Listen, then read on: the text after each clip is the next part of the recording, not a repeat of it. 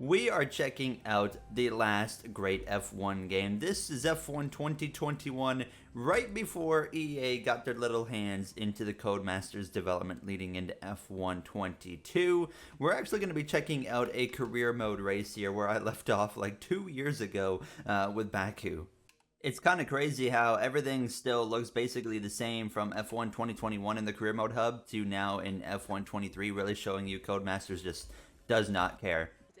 Oh my god, we actually had these interviews as well. I missed these, I'm not commenting.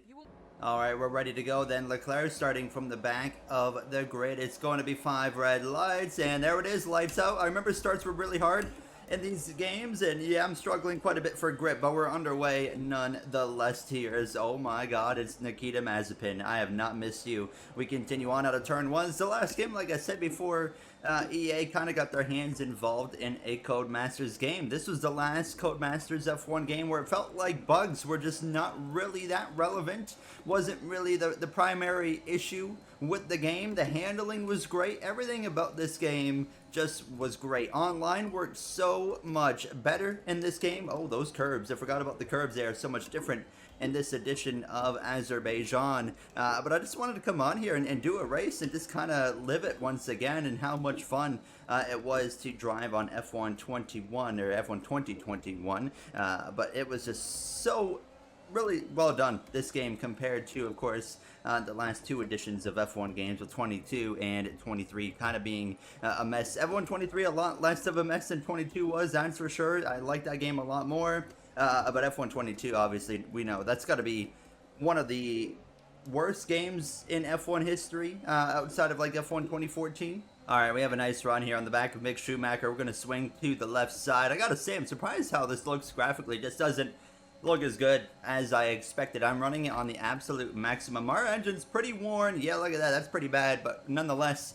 on the inside of Mazepin down towards turn number 1. He's going to try and stick it around the outside. I'm going to close the door. Ocon under pressure from Nicholas Latifi in front of us now as we head down towards turn 2. I can't remember exactly how the AI worked because, of course, F1 22, it felt like they were doing the dumbest things. F1 23, they've calmed down quite a bit, but I don't remember about this one, but we're going to find out. Let's go aggressive. Let's go 3 wide up the inside of these guys. They actually just straight up outbraked me. That was impressive. So we're going to stay put right now and let these two sort things out. There still side by side. Ocon with a bit of a moment right there. Do I try to go for the opportunity up the inside? Yes, I do. We are on those soft tires. Oh my god, I did not mean to do that. I did not mean to do that. The best part about this video is I can use a flashback and not care because it's not career mode where we can't use them. So in a casual video, we use them all we want. We continue on.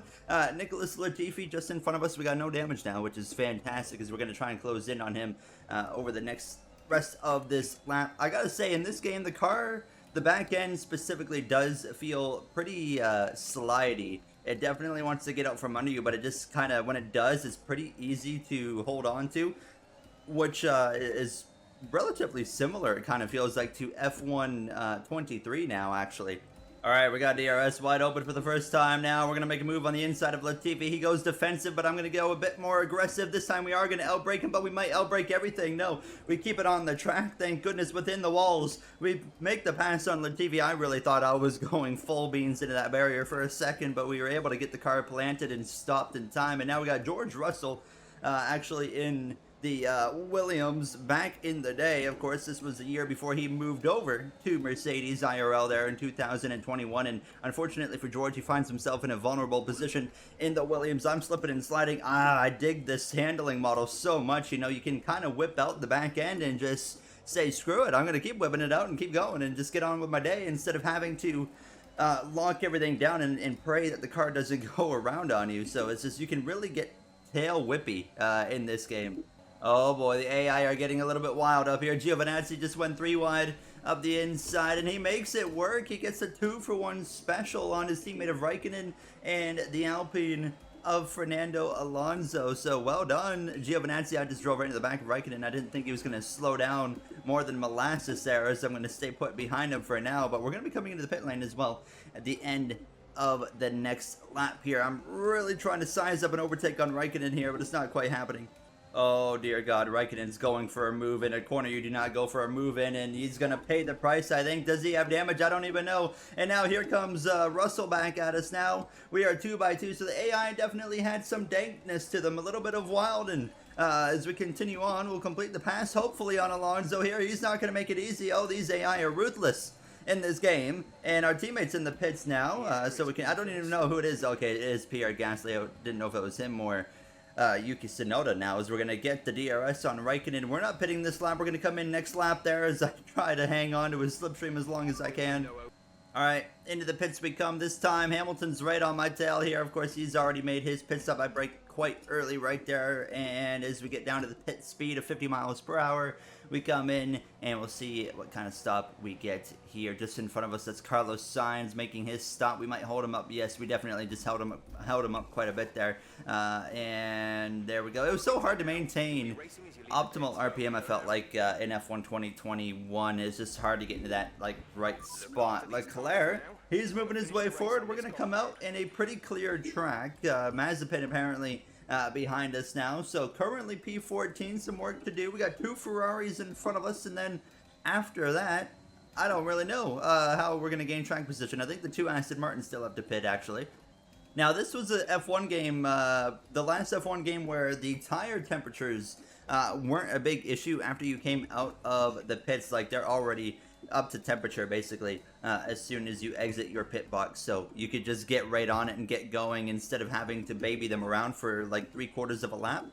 Now, I gotta say, of all the F1 games, you know, this one really has held up pretty well over the years. But you know what has not held up well? That HUD on the bottom there looks so bad. Gotta be one of the worst in the F1 game history. I don't know, it just, obviously you can see what they were doing with it there. It's supposed to kind of match the car with the shape and whatnot, and knowing that most people are going to play with this camera, but it kind of looks awful.